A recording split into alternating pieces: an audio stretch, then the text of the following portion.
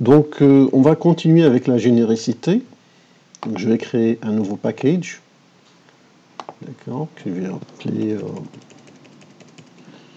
Diver. Voilà. Et en fait, la première chose que je souhaite présenter, c'est que il est possible en fait de créer une classe avec plusieurs types génériques. Donc, on peut créer par exemple la classe couple, couple hétérogène. Et je peux dire c'est une classe avec en fait deux types génériques T et U. Voyez. Et on peut supposer que le premier attribut donc est du type T, premier, et le deuxième c'est du type U, second, voilà. Et voilà, donc après on peut bien sûr supposer qu'on a un constructeur quelque part, donc je vais générer le constructeur, generate, voilà, donc vous voyez, il est basé sur les deux types génériques qu'il faut spécifier au moment de l'utilisation. Et voilà, donc je peux imaginer des méthodes, par exemple, on va dire string get class premier. Bon, ça c'est une méthode qui permet de retourner premier point donc get class. Okay. Bon, il n'est pas content parce que voilà, je vais faire tout string. Voilà. Donc ça permet de dire c'est quoi la classe, donc le type T.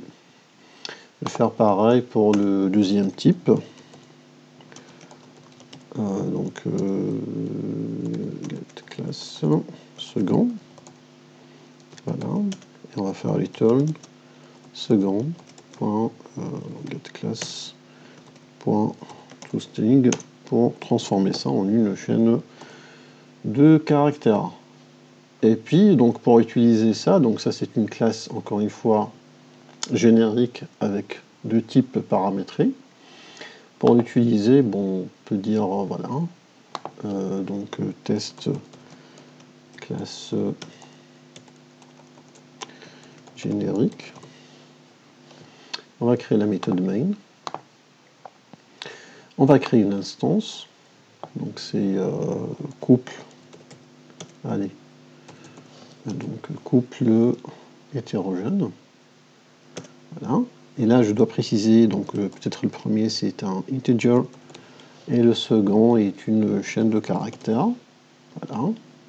Bon, je vais un peu réduire cette partie-là. Et donc, je vais appeler CH, couple hétérogène, est égal, donc new, couple hétérogène. Bon, là, encore une fois, ce n'est pas obligé, il peut faire donc l'initialisation, enfin, il peut spécifier les types ici tout seul, donc on peut utiliser le diamant. Hein. Alors, premier, on va dire donc c'est un entier, on va dire 5, et le second c'est une chaîne, donc c'est voilà, chaîne, voilà. Et puis après on peut utiliser ça, donc par exemple je peux faire un sysout type du premier paramètre. Et là en fait ce que je peux mettre c'est le résultat de l'appel à la méthode, donc couple hétérogène.get classe premier. Voilà. Si j'exécute ça, vous voyez donc le type c'est integer. Okay. Et du coup donc on peut créer des classes avec plusieurs types donc hétérogènes. Et voilà, donc le principe est assez simple. Par la suite, il est possible en fait de créer des méthodes hétérogènes. Par exemple, donc là on a, allez, je vais créer notre classe pour ne pas saturer le code. Donc voilà, je vais créer une classe, donc test méthode, allez, générique. L'idée, c'est quoi? C'est qu'il est possible, en fait, de créer une méthode générique dans une classe qui n'est pas générique. Ok? Allez, tiens, on va essayer, en fait, de créer une méthode qui, voilà, une méthode, qui retourne un élément aléatoire d'un tableau, donc donné d'un tableau donné en paramètres. Vous voyez? Donc pour faire ça, donc le tableau, on ne sait pas c'est un tableau de quoi. C'est ça l'idée. Le tableau, ça peut être un tableau d'entier, ça peut être un tableau de chaîne de caractères, ainsi de suite. Et la méthode doit fonctionner sur n'importe quel type. Donc je vais dire que c'est une méthode générique, donc en fait paramétrée par le type T. Donc ça c'est pour dire que ça c'est une méthode générique. Qu'est-ce qu'elle retourne? En fait, elle retourne un élément de type T, get élément aléatoire. Et qu'est-ce que ça prend en paramètre? Ça prend un tableau de type T. Donc les éléments sont de type T, voilà, que j'appelle valeur. Et du coup, donc, ce que je peux faire ici, je peux tirer au hasard en fait un indice n à partir de en se basant sur la taille du tableau. Alors, la première chose que je vais faire, c'est je vais récupérer la taille du tableau. Pardon. Voilà. Et puis, tout d'abord, peut-être je dois peut-être faire un petit test. If nombre d'éléments est égal à 0. Donc là, systématiquement, ça sera bien de faire return null parce que le tableau est... Et enfin, c'est un tableau vide où il n'y a pas d'éléments puisque n est égal à 0. D'accord. Je peux faire même mieux. Hein. Je peux dire if même valeur égale à null ou n est égal à 0. C'est-à-dire même si quelqu'un envoie un tableau qui est vide, enfin, n'a pas été initialisé, de toute façon, on va retourner null. Donc else. Sinon, donc ça c'est le cas qui m'intéresse le plus. Donc on va prendre au hasard un élément. Bon, on peut utiliser plusieurs méthodes. Mais tiens, je vais utiliser la méthode par exemple random de math. Donc je fais n fois math.random. En fait, l'idée est très simple. Math.random, ça retourne quelque chose qui est entre 0 et strictement inférieur à 1. Donc du coup, donc ça va, si la taille du tableau c'est 10, donc si on multiplie 10 par ce qui est retourné, ça sera quelque chose qui est entre 0 et strictement inférieur à 10.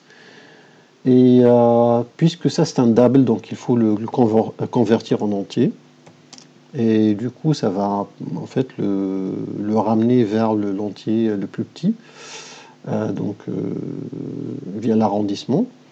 Et du coup, voilà, donc grâce à ça, donc j'ai un élément que je peux utiliser, enfin j'ai un indice aléatoire. Et après, je fais return, donc valeur i. Voilà.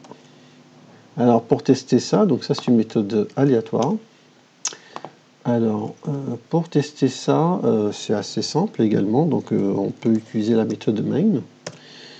Et dans la méthode main, qu'est-ce que je vais faire? Je vais créer un tableau. Donc, on va dire un tableau, on va dire d'entier par exemple. Int t.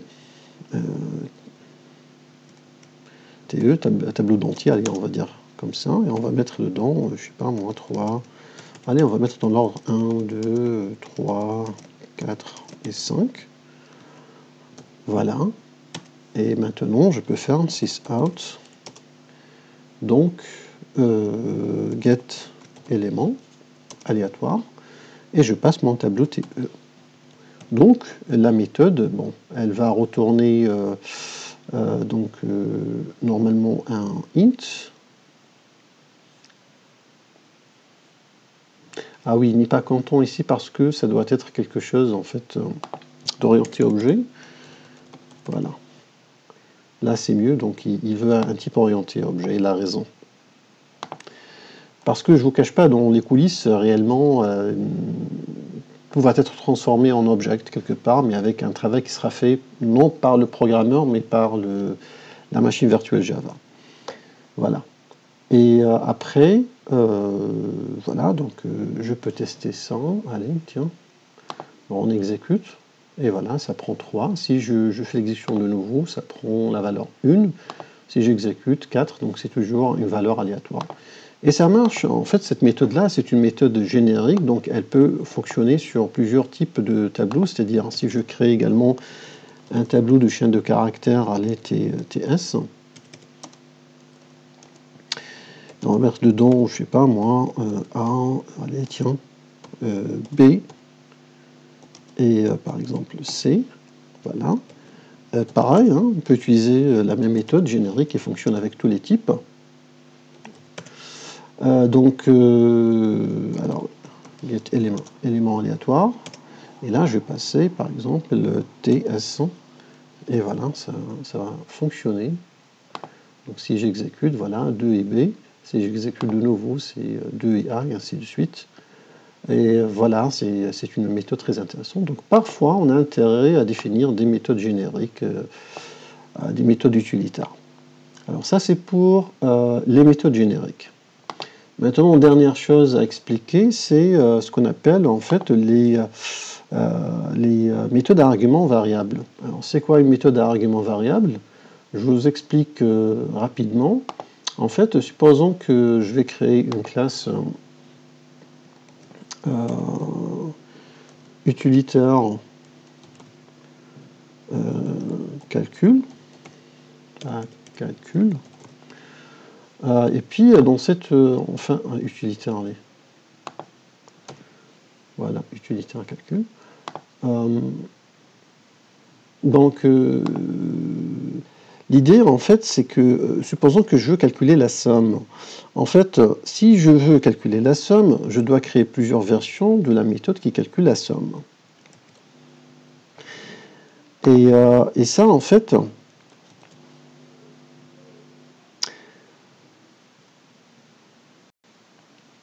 risque de donner un code où il y a beaucoup de code. Je ne sais pas pourquoi je l'écris comme ça. Ouais.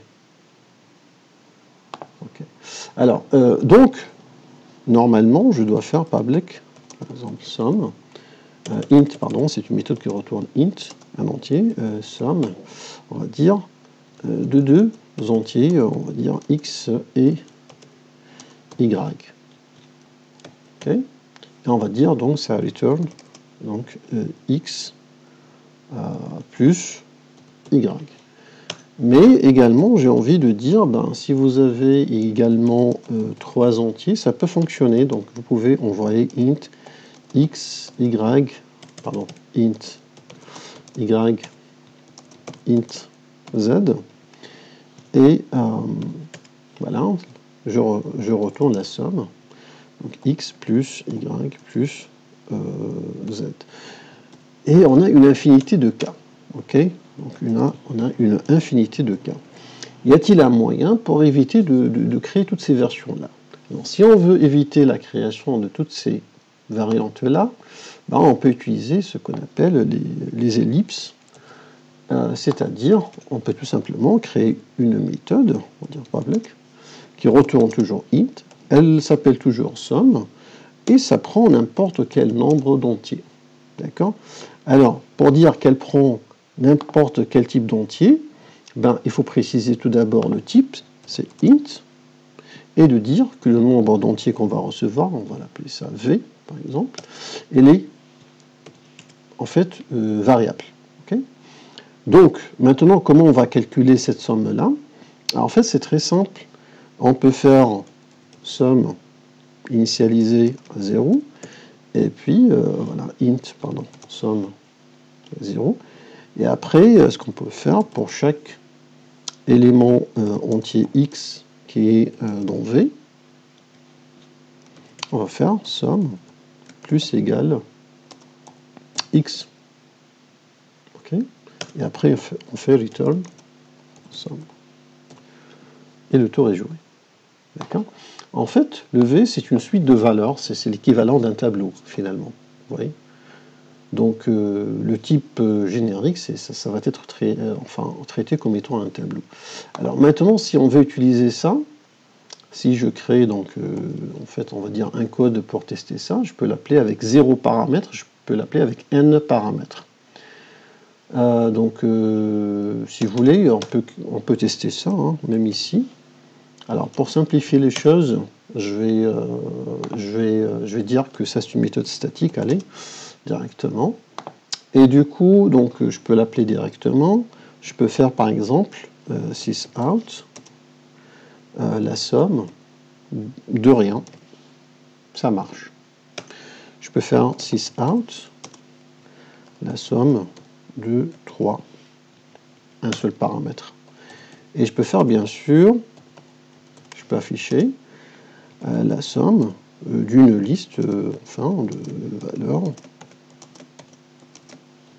Vous voyez, ça marche. Et tout ça avec une seule définition de méthode. Et grâce à cette syntaxe-là, qui veut dire que V, c'est un ellipse. Donc, c'est un nombre variable. Ce sont ce qu'on appelle des méthodes un nombre variable d'arguments.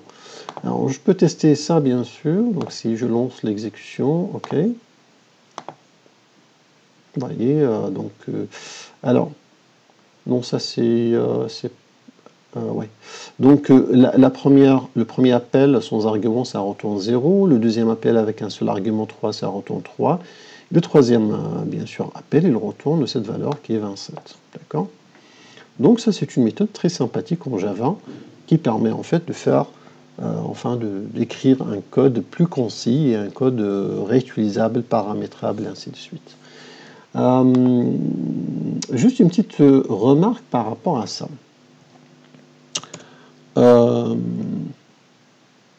En fait, je vais changer un peu dans voilà. Tout d'abord, oui. Alors, première chose, dans une méthode, on ne peut pas avoir plusieurs fois l'usage du type aléatoire de variable. C'est-à-dire, je ne peux pas faire int, int x, int v. Ok, ça ne marche pas. Donc, on ne peut pas utiliser deux fois. Même avec des types différents. Hein. Donc, une seule fois. Et ça doit être, en plus, ça doit être le dernier paramètre. Le type aléatoire de l'ellipse en fait doit être le dernier paramètre. Si je fais int x, ça marche pas. Par contre, si je mets int x au départ, ça marche à merveille. Ok. Autre remarque, oui, c'est que il faut savoir que Java, bien sûr, pour des raisons de rétrocompatibilité, en fait, il fait appel à ces méthodes où on fait appel aux ellipses en dernier recours. Je vous explique. Je vais, en fait, je ne vais pas toucher à ça. Je vais ramener comme il était. Donc, supposons que j'ai la méthode statique, donc qui retourne, je sais pas moi, allez, un double.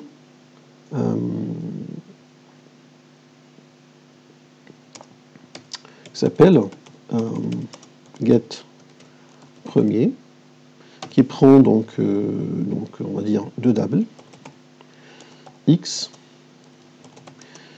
et y, enfin un double, on va dire premier et second, et ça retourne le premier, donc ça return le premier. Hein. Voilà. Et je crée une deuxième méthode statique qui retourne un int, get premier, et ça prend en fait plusieurs entiers, donc un nombre quelconque d'entiers, on va l'appeler donc valeur. Ok. et ça va faire return donc valeur 0, donc la première valeur. La question maintenant, ce que je souhaite vous montrer via ça, c'est que si je fais appel, allez, je vais mettre tout ça en commentaire, pardon, tout ça, qu'est-ce qui se passe? Voilà, tout ça en paramètres, en commentaire. En fait, l'idée est la suivante, ce que je vais vous montrer. Si je fais sysout get premier, et je donne en fait deux entiers, 3 et 5. Donc 3 et 5 sont des entiers, ne sont pas des doubles. Donc premier réflexe, c'est de dire, ben, puisque là, on appelle get premier avec deux entiers, donc logiquement, la méthode get premier qui prend des entiers, c'est celle-là. OK? Alors que dans la réalité, la machine virtuelle Java, qu'est-ce qu'elle fait? Tout d'abord, elle ignore ces méthodes-là, ces méthodes qui utilisent les ellipses. Elle va chercher est-ce qu'elle peut faire l'exécution via cette méthode-là, ou via les méthodes où il n'y a pas ce paramètre ellipse. Donc elle va dire, est-ce que je peux appeler get premier double avec justement 3 et 5? Et justement, elle va dire, tiens, oui, un entier, je peux le convertir en double, donc puisque un entier, je peux le convertir en double, donc je vais appeler cette méthode-là. Donc elle va ignorer cette méthode. Alors déjà, si j'exécute, vous remarquez, la preuve, c'est qu'il affiche 3.0. Donc il a retourné un double. Donc il a utilisé cette méthode-là. Vous voyez? Donc ça, il faut faire attention à ceci, toujours, si vous voulez un peu simuler l'exécution de la machine virtuelle Java d'un code de ce type-là, il faut toujours oublier tout d'abord les méthodes avec ellipse et essayer de voir est-ce qu'il y a une méthode sans ellipse qui permet de répondre à ce besoin-là. S'il y en a, tant mieux, donc elle sera appelée, sinon il va appeler la méthode getPremier. Alors si on n'avait pas ça, par contre, si on n'avait pas cette méthode-là, bon, là, il n'a pas le choix, il ne peut faire l'exécution qu'en appelant getPremier. Et là, contrairement à tout à l'heure, donc il ne va pas afficher 3.0, il va afficher 3, puisque cette méthode générique qui utilise l'ellipse, en fait, elle retourne un entier. Donc si j'exécute, vous voyez, le résultat, c'est plutôt 3. Donc là, c'est parce que j'ai mis en commentaire cette méthode-là. Voilà donc plusieurs techniques permettant d'écrire des méthodes en fait, qu'on peut exécuter soit avec un nombre quelconque de paramètres, soit des méthodes en fait, avec des types génériques, soit des classes avec des types génériques. Alors, dernier mot à dire avant de terminer cette vidéo-là, c'est que probablement vous n'allez pas réellement avoir besoin d'implémenter dans des vrais projets beaucoup de code générique, voire pas du tout, hein. Mais c'est surtout lorsque vous allez utiliser l'API Java, notamment l'une des API les plus intéressantes, l'API collection, c'est-à-dire les listes, les maps, les sets, etc. Ces API-là sont implémentées en utilisant la généricité. Donc c'est très important pour quelqu'un qui va en fait, lire la documentation Java, qui va utiliser les API Java, d'avoir une bonne idée sur la généricité et comment ça fonctionne en Java et pourquoi déjà elle existe. Voilà, ça c'est pour la généricité.